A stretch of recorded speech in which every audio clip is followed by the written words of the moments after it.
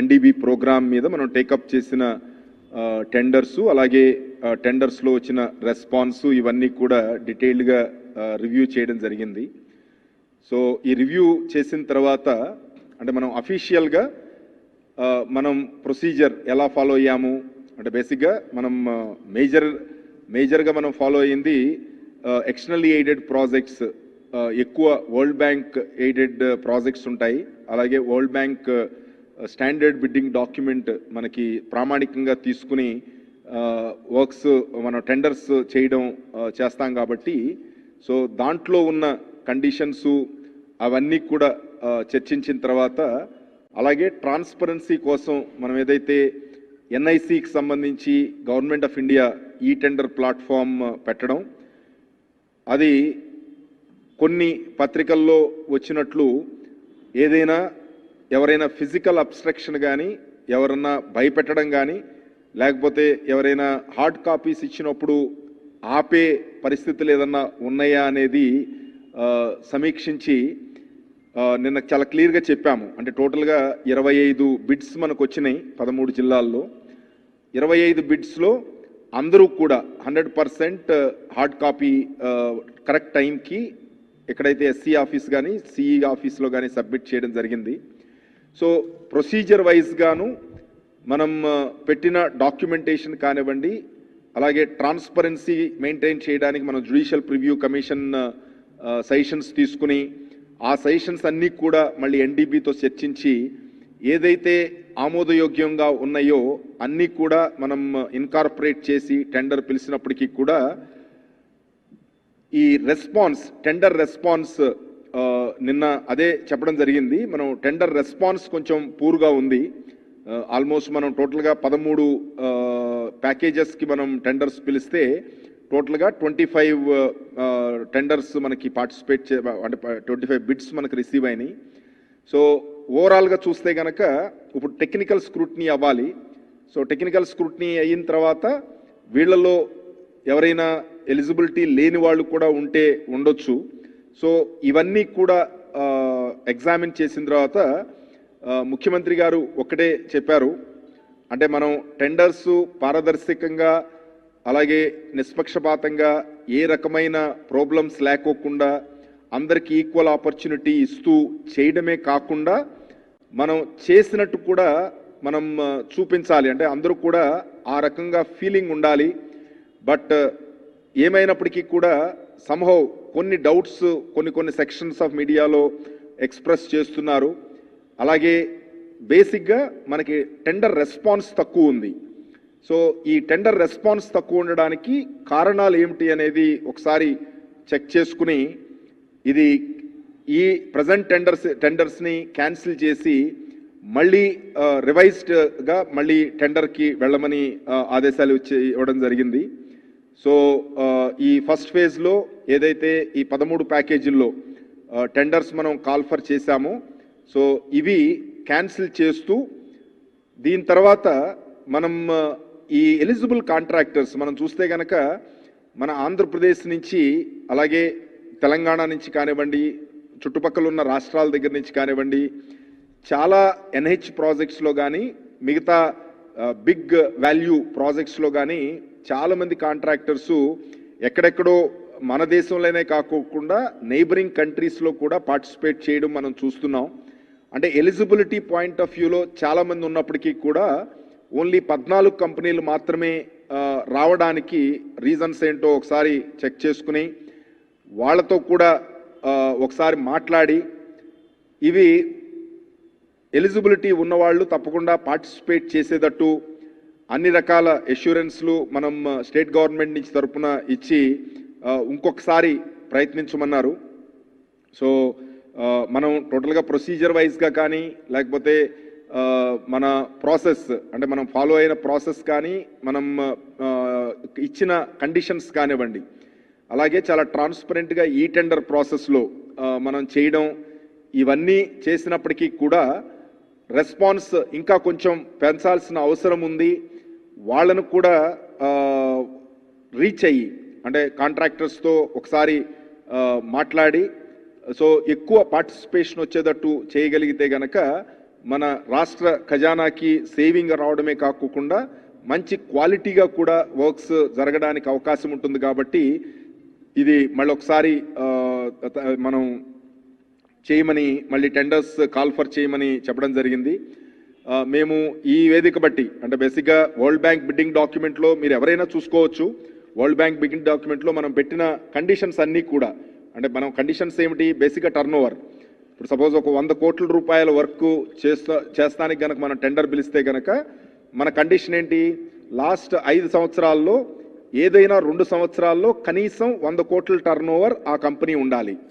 అది only civil వర్క్సే కాదు, ఆ కంపెనీ టర్న్ ఓవర్ 100 కోట్లు ఉండాలి అని. సో అంటే 100 కోట్లు నిజంగా టర్న్ ఓవర్ సంవత్సరంలో లేని కంపెనీ అట్లీస్ట్ కంటిన్యూస్గా కూడా అవసరం లేదు, లాస్ట్ 5 ఇయర్స్లో ఏదో ఒక 2 సంవత్సరాల్లో ఉంటే సరిపోతుంది. సో అలాంటి మినిమం టర్న్ ఓవర్ కూడా లేని కంపెనీ ఇంత పెద్ద వర్క్స్ని ఎలా చేయగలదనేది కూడా మనం ఆలోచించాలి. అంటే మనం ఎలిజిబిలిటీ 10 కోట్లు 15 కోట్లు కూడా తగ్గించవచ్చు, బట్ వరల్డ్ బ్యాంక్ ఎందుకని ఆ రకమైన కండిషన్స్ పెట్టిందనేది ఒకసారి ఆలోచించాలి. ఎందుకనంటే వర్క్ తీసుకోవడం వరకు ఉన్న ఉత్సాహం వర్క్ చేయడంలో లేకపోతే గనక ఒకటి క్వాలిటీ సఫర్ అవుతుంది, టైమ్ లైన్స్ ఫాలో అయ్యే పరిస్థితి ఉండదు. అలాగే వాళ్ళు ప్రతి చిన్నదానికి వాళ్ళు ఈ బిల్ వచ్చిన తర్వాత మళ్ళీ నెక్స్ట్ బిల్ అని ప్రతి కోటి రూపాయలకి వెయిట్ చేస్తూ ఉంటే గనక వర్క్ మనం నిర్దేశించిన టైంలో మనం కంప్లీట్ చేయలేం కాబట్టి సో ప్రతి దాంట్లో కూడా అది కానివ్వండి, లేకపోతే కనుక ఒక సింగిల్ వర్క్ 80% మనం చేయాలని మనం పెట్టాము. ఇది వరల్డ్ బ్యాంక్ స్టాండర్డ్ డాక్యుమెంట్, గూగుల్లో ఎవరైనా డౌన్లోడ్ చేసుకోవచ్చు. సో అది ఆ కండిషన్స్ అన్నీ కూడా యాజ్ ఇట్ ఈస్గా ఏమీ ఒక చేంజ్ కూడా లేకోకుండా మనం పెట్టడం జరిగింది. ఇది బేసిక్గా పెట్టిన మెయిన్ పర్పస్ ఏంటంటే క్వాలిటీ మెయింటైన్ చేయాలి, అలాగే స్పీడ్ అంటే కాంట్రాక్టరు కెపాసిటీ ఉండాలి, ఈ టైప్ ఆఫ్ వర్క్స్ టేకప్ చేయడానికి సంబంధించిన కెపాసిటీ ఉండాలి. సో దాన్ని దృష్టిలో పెట్టుకుని మనం స్టాండర్డ్ బిడ్డింగ్ డాక్యుమెంట్ ఉపయోగించి వెళ్ళడం జరిగింది. సో ఇందులో ఏదైతే ఎలిజిబిలిటీ మనం ప్రిస్క్రైబ్ చేశామో ఆ ఎలిజిబిలిటీ ఉన్న కంపెనీస్ చాలా ఉన్నాయి. సో వాళ్ళందరికీ కూడా అంటే మీరు కూడా చాలామంది కొంచెం ఒక సెక్షన్ మీడియా రాయడం జరిగింది, వాళ్ళని కూడా మేము రిక్వెస్ట్ చేసేది ఏంటంటే అట్లీస్ట్ ఎలిజిబిలిటీ ఉన్న కంపెనీస్ చాలా ఉన్నాయి మన ఆంధ్రప్రదేశ్లోనే కాకుండా చుట్టుపక్కల రాష్ట్రాల్లో.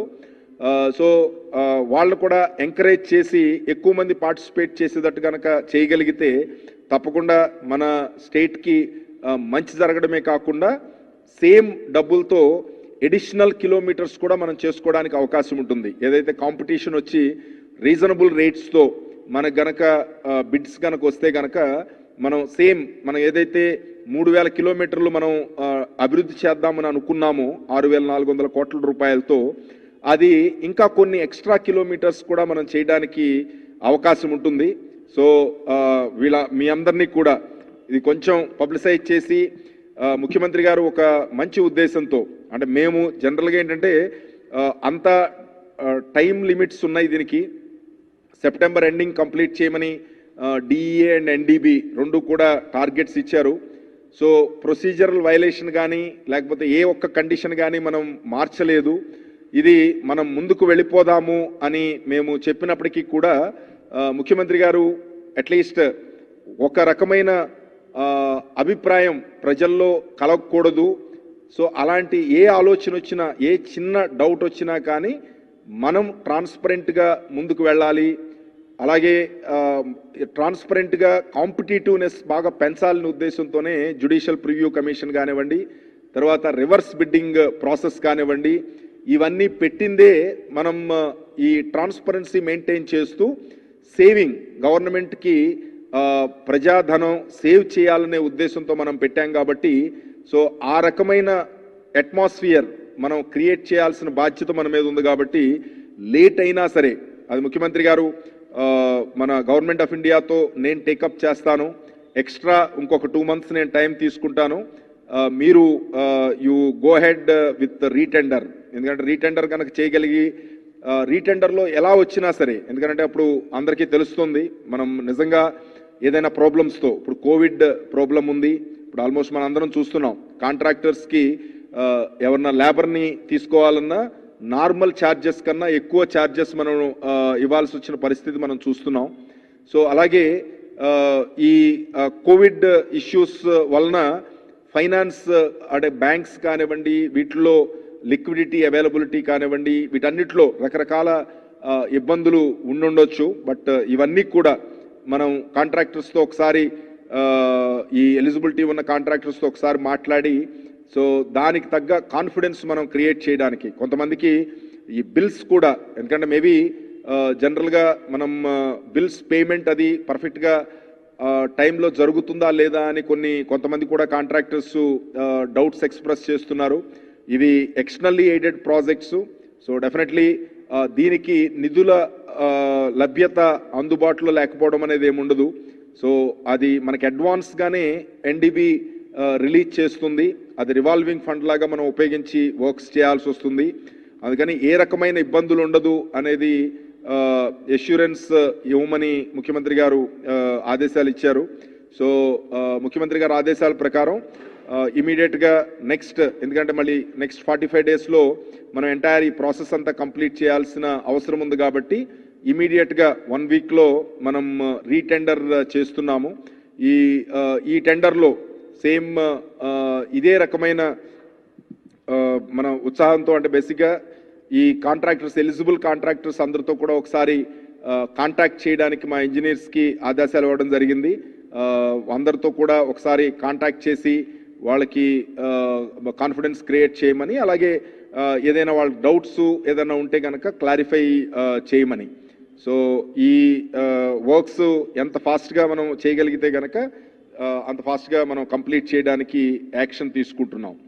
సో ఇది మీ ద్వారా అందరికీ కూడా తెలియచేయడానికి ఈరోజు మళ్ళీ ప్రెస్ కాన్ఫరెన్స్ పెట్టడం జరిగింది.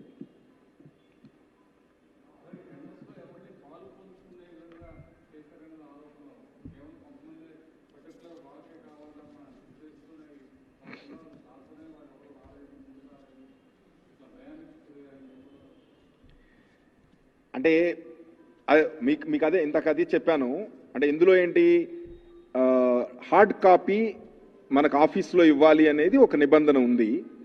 సో భయానికి గురి చేసి ఇంత స్టేట్స్, ఇది మనం ఒకళ్ళని ఇద్దరిని కాదు కదా, ఎంటైర్ ఈ టెండర్ బ్రిక్స్ కంట్రీస్ అందరూ కూడా పార్టిసిపేట్ చేయొచ్చు. జనరల్గా ఏ ఎక్స్టర్నల్లీ ఎయిడెడ్ ప్రాజెక్ట్ అయినా ఆ కంట్రీలు వాళ్ళే పార్టిసిపేట్ చేస్తూ ఉంటారు. ఇప్పుడు మన వరల్డ్ బ్యాంక్ కండిషన్ ప్రకారం గ్లోబల్ టెండర్స్ అన్నీ. బట్ జనరల్గా ఎక్సెప్ట్ 500 కోట్లు 1000 కోట్లు అలా చాలా పెద్ద పెద్ద వర్క్ అయితే తప్ప బయట కంట్రీస్ నుంచి వచ్చి ఇక్కడ పార్టిసిపేట్ చేయడం అనేది చాలా రేర్గా ఉంటుంది. ఎందుకంటే వాళ్ళకి ఎస్టాబ్లిష్మెంట్ చేయడం, ఇక్కడ మ్యాన్ పవర్ని వీళ్ళందరినీ కూడా ఎస్టాబ్లిష్ చేసుకోవడం అదంతా కూడా ఎక్స్పెన్సివ్. ఒక వర్క్ గురించి ఎవరు రారు. ఆల్రెడీ పనిచేస్తున్న కంపెనీసు అదర్ కంట్రీస్ సంబంధించి ఏమైనా ఉంటే కనుక వాళ్ళు పార్టిసిపేట్ చేస్తారు. కానీ ఈ 200 కోట్ల వర్క్ గురించో 100 కోట్ల వర్క్ గురించో ఆ రకమైన మనం పార్టిసిపేషన్ మనం ఎక్స్పెక్ట్ చేయట్లేదు. సో దేనికి భయం అనేది మనం చూసుకోవాలి. అంటే ఎందుకు భయపడతారు? ఇప్పుడు అది అక్కడ ఏదైనా నిజంగా అదే ఆ రకమైన సిచ్యువేషనే ఉంటే కనుక మనకి 25 మంది బిడ్స్ మనకి ఆన్లైన్లో వేశారు ఎన్ఐసి ప్లాట్ఫామ్లో. ఎన్ఐసి ప్లాట్ఫామ్లో వేయడానికి ఎవరికి ఇబ్బంది లేదు కదా. ఎవరైనా పార్టిసిపేట్ చేయాలని ఉంటే కనుక ఎన్ఐసి ప్లాట్ఫామ్లో ఎవరైనా అప్లోడ్ చేయొచ్చు, ఎక్కడి నుంచైనా అప్లోడ్ చేయొచ్చు. అదే హార్డ్ కాపీ అనేది only bank guarantee and GPA, ఈ 2 హార్డ్ కాపీస్ మనకి ఇవ్వాలి. సో ఈ ఇవ్వడంలో 25 మంది పార్టిసిపేట్ చేస్తే 25 మంది ఇచ్చారు. సో ఎవరైనా నిజంగా కనుక ఒక 5గురు పార్టిసిపేట్ చేసి 3 ఇవ్వడమో లేకపోతే 2 ఇవ్వడమో చేస్తే కనుక డెఫినెట్గా మీరు చెప్పినట్టు మాకు కూడా అదే డౌట్ వస్తుంది. డెఫినెట్గా దానికి కరెక్టివ్ యాక్షన్ ఏంటనేది మనం ఎన్డీబీతో చర్చించి చేయొచ్చు. బట్ ఇక్కడ ఆ రకమైన ప్రాబ్లం ఏమీ మాకు కనపడలేదు. ఎందుకంటే అందరూ ఎవరైతే ఎలక్ట్రానిక్ బిడ్డింగ్లో పార్టిసిపేట్ చేశారో వాళ్ళందరూ కూడా హార్డ్ కాపీస్ సేఫ్గానే హ్యాపీగానే సబ్మిట్ చేశారు. బట్ మిగతా వాళ్ళు ఎందుకు పార్టిసిపేట్ చేయట్లేదని మీ బాధ్యత. అది మీరు ఎడ్యుకేట్ చేయండి. ఇది ఈ టెండరు, ఎవరిని ఆపేదేం లేదు. హార్డ్ కాపీ ఇవ్వడానికి ఏ రకమైన ప్రాబ్లం ఉన్నా మేము ఎప్పుడూ అందుబాటులోనే ఉంటాము. మా చీఫ్ ఇంజనీర్ ఉంటారు, సూపరింటెండెంట్ ఇంజనీర్ ఒకే చాటంట్లు పెడతలేదు. సూపరింటెండెంట్ ఇంజనీర్ ఆఫీసులోనూ ఇవ్వచ్చు, అలాగే చీఫ్ ఇంజనీర్ ఆఫీసులో కూడా ఇవ్వచ్చు. సో ఏదైనా ఎవరికైనా నిజంగా అలాంటి ఏమన్నా డౌట్స్ కానీ, ఎవరైనా ఫిజికల్గా అబ్స్ట్రక్ట్ చేయడం కానీ అలాంటిది ఏదైనా జరిగితే కనుక మీరున్నారు, మేమున్నాము. మీకెవరన్నా చెప్పారా పని? మీరు చెప్పండి, మీకెవరన్నా చెప్పారా? నేను పార్టిసిపేట్ చేయడానికి సిద్ధంగా ఉన్నాను, పలానా ఆయన నన్ను ఫోన్ చేసి భయపెట్టాడు, నన్ను రానివ్వలేదు, ఓ 10 మంది రౌడీలు వచ్చి నేను వస్తా అంటే నా కారులోంచి తీసుకెళ్ళిపోయారు అని నీకెవరన్నా చెప్పారా?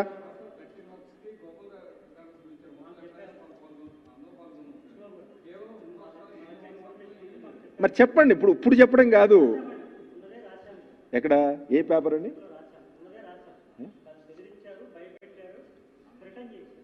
అదే ఆంధ్ర అలాగదు. ఇష్యూ ఏంటంటే ఇప్పుడు జనరల్గా ఎవరో ఫోన్ చేశారు, ఎవరో ఏం చేశారని కాదు. ఇప్పుడు 25 మంది ఎక్కడా చేయలేదు. మీరు ఎవరైనా ఏదైనా కాంట్రాక్ట్ సంస్థ ఇప్పుడు వాళ్ళకి మా ఈమెయిల్స్ ఉన్నాయి, ఫోన్ నెంబర్స్ ఉన్నాయి. గవర్నమెంట్కి సింపుల్గా చీఫ్ ఇంజనీర్ పేరు మీద లెటర్ రాయడానికి అవకాశం ఉంది.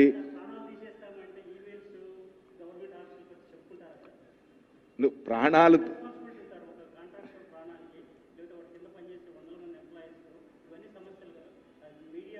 అంటే ఎన్ని వర్క్స్ జరుగుతున్నాయి ఇక్కడ? ఇప్పుడు మీరు ఏదో ఒక ఉద్దేశంతో మీరు ఇంటెన్షనల్గా ఏదన్నా మాట్లాడితే మనం ఎవరో ఏం చెప్పలేము. ఇక్కడ ఇది ఒక్క వర్క్ కాదు కదా, అన్ని వర్క్స్. అదే అందుకనే మాకు యాజ్ ఆన్ టుడే ఏ రకమైన కంప్లైంటు ఏ కాంట్రాక్ట్ ఏజెన్సీ నుంచి, ఎందుకంటే ఏజెన్సీలన్నీ కూడా లాస్ట్ 25-30 సంవత్సరాల నుంచి పనిచేస్తున్నాయి. ఇందులో ఎలిజిబిలిటీ ఉంటే గనక వాళ్ళు చాలా గవర్నమెంట్లను చూశారు, అన్ని గవర్నమెంట్లతోనూ వర్క్ చేశారు. కాంట్రాక్టర్స్ ఆల్మోస్ట్ ప్రతి వాళ్ళు కూడా 20 సంవత్సరాల experience, more than 20 years experience ఉన్నాయి. సో వాళ్ళకి కాంట్రాక్ట్ ఏ గవర్నమెంట్లో అయినా వాళ్ళు చేసే కెపాసిటీ ఉంటుంది. అండ్ కంప్లైంట్ ఎలా చేయాలి, ఏదన్నా ప్రాబ్లం వస్తే కనుక ఎక్కడ అప్రోచ్ అవ్వాలనేది అందరికీ తెలుసు. అందుకని మీరు అనవసరమైన ఆందోళన క్రియేట్ చేయకోకుండా కాంట్రాక్టింగ్ ఏజెన్సీస్ అందరికీ, అందుకనే మేము డైరెక్ట్గా వాళ్ళతో కాంట్రాక్ట్ చేయమని చెప్తున్నాం ఇంజనీర్స్ని. ఏ రకమైన వాళ్ళకి సమస్య ఉన్నా ఇమీడియట్గా మా దృష్టికి తీసుకొస్తే గనక తప్పకుండా, ఇప్పుడు ఇది జస్ట్ మనం ముందుకు వెళ్ళొచ్చు, ఇందులో క్యాన్సిల్ చేయడానికి ఏ రీజను లేదు. ఈవెన్ ఎన్డీబీ ఈరోజు మనం మాట్లాడినప్పుడు కూడా రీజనబుల్ రెస్పాన్స్ ఉంది. 13 ప్యాకేజెస్ ఒకేసారి ఇవ్వడం అనేది, 14 కంపెనీలు పార్టిసిపేట్ చేయడం అనేది డెఫినెట్లీ వెరీ గుడ్ పార్టిసిపేషన్ అనే ఎన్డీబీ అంటున్నారు. ఎందుకంటే 14 కంపెనీలు పార్టిసిపేట్ చేస్తున్నాయి అంటే అది 13 ప్యాకేజీలు ఒకేసారి ఇవ్వడం వల్ల ప్రాబ్లం వచ్చింది. ఒకేసారి ఎందుకు ఇవ్వాల్సి వచ్చింది? మనకు 30% కనుక మనకి ఎల్ఓఏ ఇవ్వకపోతే గనక మనకి కండిషన్ అంటే లోన్ అగ్రిమెంట్ సంతకం పెట్టడానికి పాసిబిలిటీ ఉండదు. ప్లస్ మనకు టైం అంతా కూడా మనం జ్యుడిషియల్ ప్రివ్యూ కమిషన్కి వెళ్ళాలి. అలాగే కోవిడ్ సిచ్యువేషన్ ఆల్మోస్ట్ మార్చి నుంచి మనకు సెప్టెంబర్ వరకు, ఆగస్ట్ వరకు మనకి ఆల్మోస్ట్ కోవిడ్ సిచ్యువేషన్లో కంప్లీట్గా డిపిఆర్ కన్సల్టెంట్స్ అందరూ కూడా ఎవరూ అవైలబుల్ లేరు. సో అందుకని మనకు డిలే అయిపోయింది. కాబట్టి అదే కనుక 2-3 నెలల గ్యాప్లో కనుక 2-3 ఫేజుల్లో కనుక వీటిని కనుక పెడితే డెఫినెట్గా ఈ 14 కంపెనీలు వచ్చినా కానీ ఒక్కొక్క వర్క్కి చాలా ఎక్కువ 3-4 పార్టిసిపేట్ చేయడానికి అవకాశం ఉండేది. బట్ ఇప్పుడు ఏంటంటే మనకు ఆ అవకాశం లేకుండా పోయింది. 12-13 ప్యాకేజెస్ ఒకేసారి ఇవ్వడం డెఫినెట్గా ఏ స్టేట్లో అయినా, పక్కనున్న స్టేట్లో అయినా ఈ పర్టికులర్ ఎలిజిబిలిటీ ఉన్న వాళ్ళు ఒక 30-40 మంది ఉండొచ్చు. ఈ 30-40 మందిలో కొంతమందికి ఇంట్రెస్ట్ లేకపోవచ్చు. ఇప్పుడు ప్రతిసారి ఇప్పుడే కాదు, ఇంతకుముందు ఈఏపీ ప్రాజెక్ట్స్లో కూడా డజన్ మంది ఎక్కడ కాంట్రాక్టర్స్ పార్టిసిపేట్ చేయలే. ఎప్పుడు కూడా 2-3-4 మ్యాక్సిమం ఈ రేంజ్లోనే ఉంటాయి హై వాల్యూ టెండర్స్. ఇప్పుడు మనం ఇక్కడే చూసాము, మన విజయవాడ బైపాస్ చూసాము. విజయవాడ బైపాస్లో కూడా 3 పార్టిసిపేట్ చేశారు. సో అది హై వాల్యూ టెండర్స్లో ఎప్పుడు కూడా లిమిటెడ్ మెంబర్సే పార్టిసిపేషన్ ఉంటుంది. సో మనం దాన్ని చిన్న వర్క్స్, ఇప్పుడు మనం R&Bలో సిఆర్ఎఫ్ వర్క్స్ మనం పిలుస్తున్నాము. వాటిలో డెఫినెట్గా కొంచెం ఎక్కువ పార్టిసిపేషన్ ఉంది. ఒక్కో దాంట్లో ఈవెన్ 6 పార్టిసిపేట్ చేశారు, 8 మంది పార్టిసిపేట్ చేశారు, ఎందుకంటే 15 కోట్లు 20 కోట్లు వర్క్స్ కాబట్టి. సో డెఫినెట్లీ హై వాల్యూ వర్క్స్లో తక్కువ మందే ఉంటారు. మా తరపు నుంచి ఏ రకమైన కంప్లైంట్ కానీ ఏ రకమైన ఇబ్బందులు కానీ బోత్ టెక్నికల్గా కానీ లేకపోతే ఫిజికల్గా కానీ ఏ రకమైన ఇబ్బందులు ఉన్నా we are ready to take action, necessary action to provide whatever help is required from the government. ముఖ్యమంత్రి గారు రిపీటెడ్గా చెప్పేది మనం ట్రాన్స్పరెంట్గాను కాంపిటేటివ్ బేసిస్ మీద కానీ చేయమని చెప్పడమే కాకుండా ఆ కాంట్రాక్టర్స్లో కానీ ప్రజల్లో కానీ ఆ కాన్ఫిడెన్స్ కూడా మనం క్రియేట్ చేయాల్సిన అవసరం ఉంది అనేది చాలా స్పష్టంగా చెప్పడం జరిగింది. సో దాని మీద మన చీఫ్ ఇంజనీర్స్తో ఈ కాంట్రాక్టర్స్ ఎలిజిబుల్ ఉన్న కాంట్రాక్టర్స్ అందరితో కూడా కాంట్రాక్ట్ చేయించడం జరుగుతుంది, వాళ్ళకి కాన్ఫిడెన్స్ క్రియేట్ చేయడం జరుగుతుంది.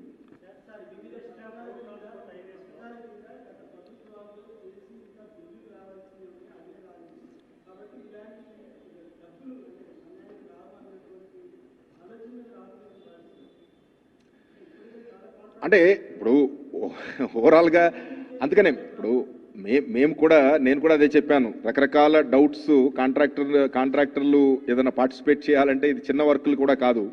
జనరల్గా 200 crores యావరేజ్ సైజ్ దాంట్లో పార్టిసిపేట్ చేయాలంటే కనుక వాళ్ళు చాలా ఆలోచిస్తారు.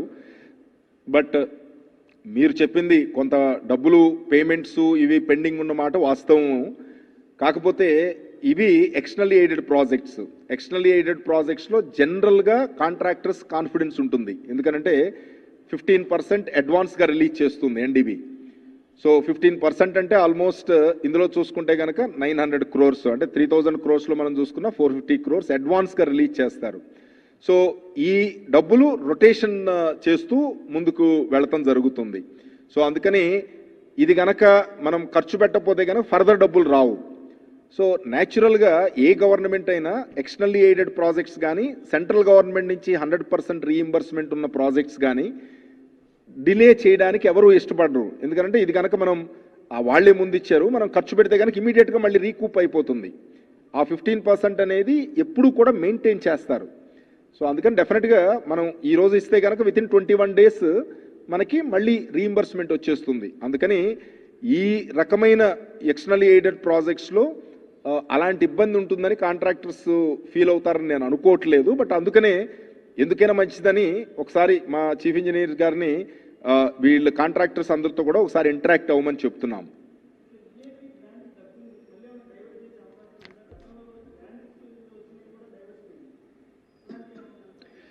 అంటే ఒకటేనండి, ఇప్పుడు స్టేట్ గవర్నమెంట్లో ఇది కామన్ పూల్ నుంచే ఫండ్స్ వస్తాయి వెళ్తాయి కూడా.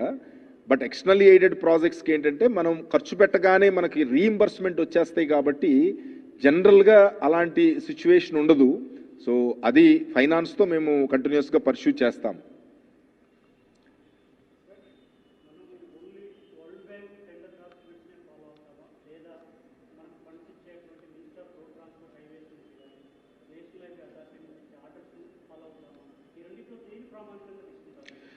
యా, ఇప్పుడు ఇదేది కూడా మన నేషనల్ హైవేస్ కానీ లేకపోతే మార్త్, మీరు చెప్పేది ఏంటంటే MoRTH ministry of road transport and highways వాళ్ళ ఫండింగ్తో చేస్తున్న ప్రోగ్రామ్ కాదు.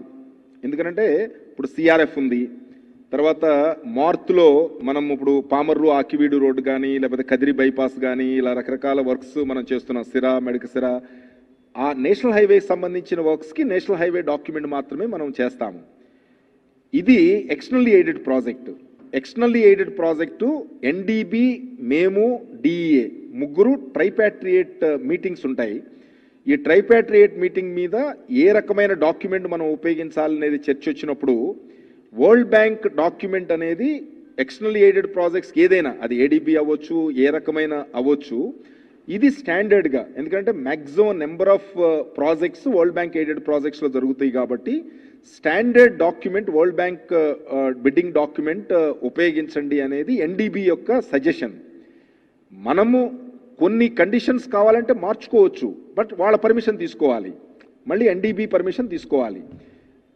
నేను ఇందాక చెప్పినట్టే నిన్న కూడా చెప్పాను, సెలెక్టివ్గా ఒకటి ఇప్పుడు సపోజ్ అయితే ఒక డాక్యుమెంట్ 100% అదే ఫాలో అవ్వాలి, లేకపోతే కనుక మన ఓన్ డాక్యుమెంట్ మనం ప్రిపేర్ చేసుకోవాలి. సో మనం ట్రాన్స్పరెన్సీ మెయింటైన్ చేయడానికి ఎవరికి ఏ రకమైన కన్ఫ్యూజన్ క్రియేట్ అవ్వకోకుండా ఈ కండిషన్ ఎందుకు మార్చారు, ఈ కండిషన్ ఎందుకు మార్చలేదు అనే రకమైన డౌట్స్ రాకోకుండా వరల్డ్ బ్యాంక్ డాక్యుమెంట్లో ఇప్పుడు మనం వరల్డ్ బ్యాంక్ వర్క్స్ మనం చేస్తున్నాం. 30 కోట్ల వరకు చేశాము, 1000 కోట్ల వరకు చేశాము. ఇప్పుడు ఆల్మోస్ట్ మనం వైజాగ్ ఏరియాలో చూస్తే గనక APDRP programme World Bank funded programme, అందులో 20 కోట్ల వరకు కూడా చేశాము. ఆ 20 కోట్లకు కూడా ఇదే డాక్యుమెంట్ మనం ఉపయోగించాము. అలాగే అదే వరల్డ్ బ్యాంకులో 300 కోట్ల వర్క్ చేసాం, 600 కోట్ల వర్క్ చేశాం. సో ఎంత వర్క్ చేస్తే దానికి సంబంధించిన ఎలిజిబిలిటీనే ఉంటుంది. ఇప్పుడు సపోజ్ మేము ఏమంటున్నాము, ఈసీవీ ఎస్టిమేటెడ్ కాంట్రాక్ట్ వాల్యూ మనం 100 crores పెడితే గనక లాస్ట్ 5 yearsలో ఎనీ 2 years ఆ company 100 crores worth of turn over చేసి ఉండాలి అనేది.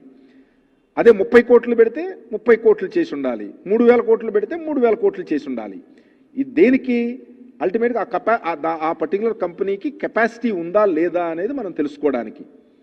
సో అది లేకోకుండా గనక మనం 300 కోట్లు వర్క్ పెట్టి 30 కోట్ల టర్న్ ఓవర్ పెడతామో 60 కోట్ల టర్న్ ఓవర్ పెడితే గనక ఆ వర్క్ కంప్లీట్ చేసే కెపాసిటీ ఆ పర్టికులర్ కంపెనీకి ఉందా లేదా అనేది మనం చూసుకోవాలి.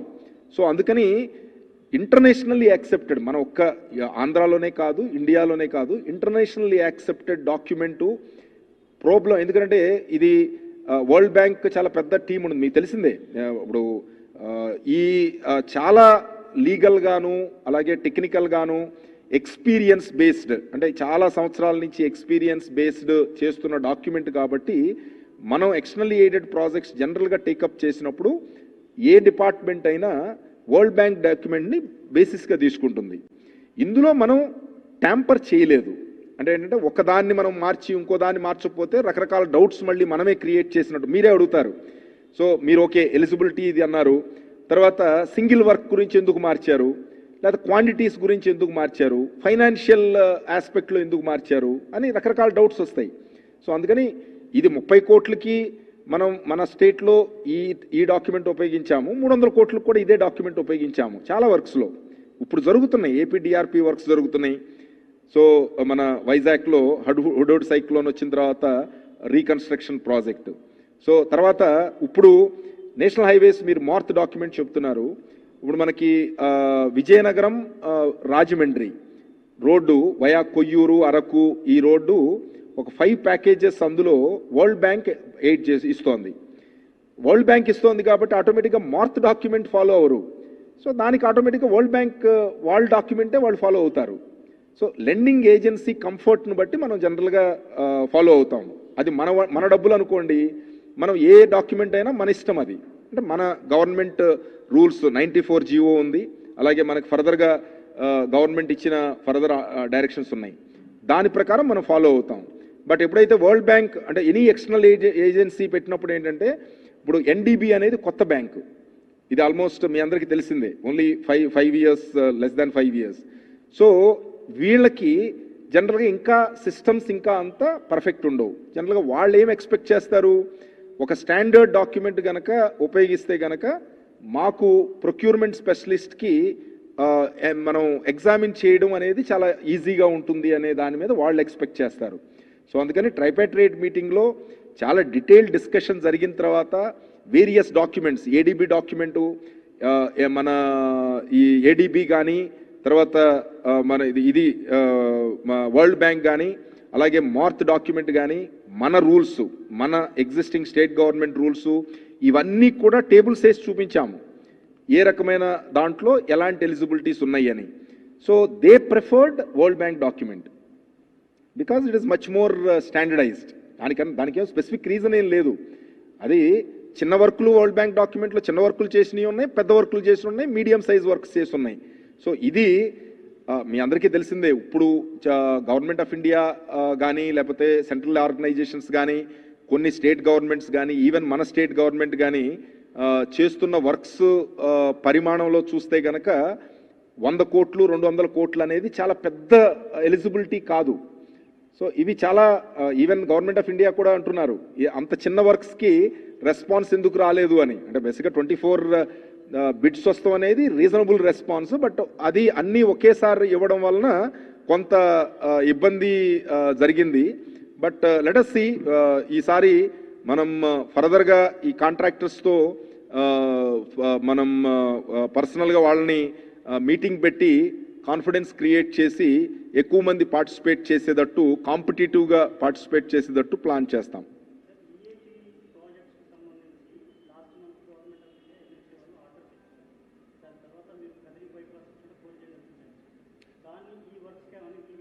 అది కాదండి, మీరు అంటే you first differentiate between externally aided projects and MoRTH projects అండి.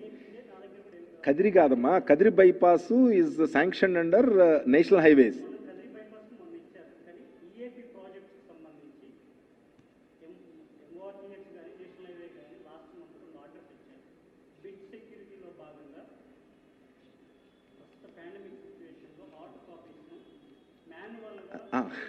యా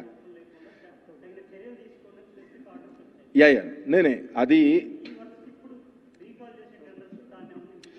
సో మార్త్ వాళ్ళు యూనిఫామ్గా అన్ని వర్క్స్కి, మార్త్ టేకప్ చేస్తున్న వర్క్స్కి 30th 4 నాడు ఒక సర్కులర్ ఇచ్చారు. అదేంటంటే పాండమిక్ సిచ్యువేషన్ ఉంది కాబట్టి ఫిజికల్ డాక్యుమెంట్స్ ఇవ్వడానికి ఇబ్బంది అయ్యే పరిస్థితి ఉంది కాబట్టి, ఈవెన్ కొరియర్ సర్వీసెస్ కూడా లేవు కాబట్టి స్కాన్డ్ కాపీస్ ఇస్తే సరిపోతుంది. ఆ స్కాన్డ్ కాపీస్ LOA ఇచ్చే ముందు ఒరిజినల్ డాక్యుమెంట్ సబ్మిట్ చేయమనేది దాని యొక్క స్పిరిట్. బట్ ఇదేంటంటే EAPలో మనం ఆల్రెడీ ముందు ఇచ్చాము. ఇప్పుడు మీరు చెప్తున్న దాని గురించే నేను ఇందాక మాట్లాడాను.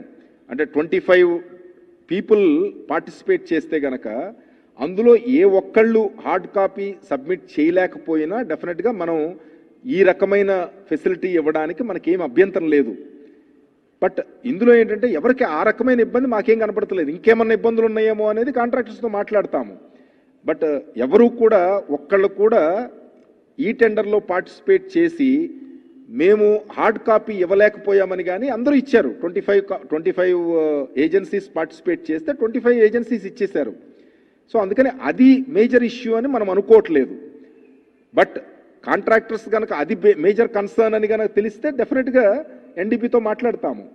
బట్ అది ఏమీ లేకోకుండా అందరూ ఇవ్వగలిగినప్పుడు అది మనం కన్సర్న్ అని మనమే చెప్పడం అనేది అవసరం లేదు. ఓకే, అదే అంతే. మార్నింగ్ ఆల్రెడీ మనం అడిషనల్ సెక్రటరీ రిక్వెస్ట్ చేశాము. అంటే ఏ సర్కమస్టెన్సెస్ వలన ముఖ్యమంత్రి గారు ఈ రకమైన డెసిషన్ తీసుకోవాలని అనుకున్నారు అనేది అప్రైజ్ చేశాము. సో వాళ్ళు వీలైనంత ఫాస్ట్గా, ఎందుకంటే ఇదంతా ఏంటంటే ఈ పాండమిక్ సిచ్యువేషన్లో మనం వర్క్స్ ఎంత ఎక్కువ జరిగితే కనుక అంత ఎంప్లాయ్మెంట్ క్రియేట్ అవుతుంది అనేది గవర్నమెంట్ ఆఫ్ ఇండియా ఉద్దేశం. చాలా స్టేట్ గవర్నమెంట్స్ ఫాస్ట్గా చేయడానికి ముందుకు వస్తున్నాయి. అంటే మనం అక్కడ కూర్చుంటామా, వెకేట్ చేసి ఆ సీట్ ఇంకొకళ్ళకి ఇస్తామా అనేదే ఇష్యూ. సో అది ఫాస్ట్గా చేయండి అని 45 days టైం ఇవ్వడానికి ఒప్పుకున్నారు. ముఖ్యమంత్రి గారు కూడా ఏదైనా ప్రాబ్లం ఉంటే కనుక గవర్నమెంట్ ఆఫ్ ఇండియాతో మాట్లాడదాము.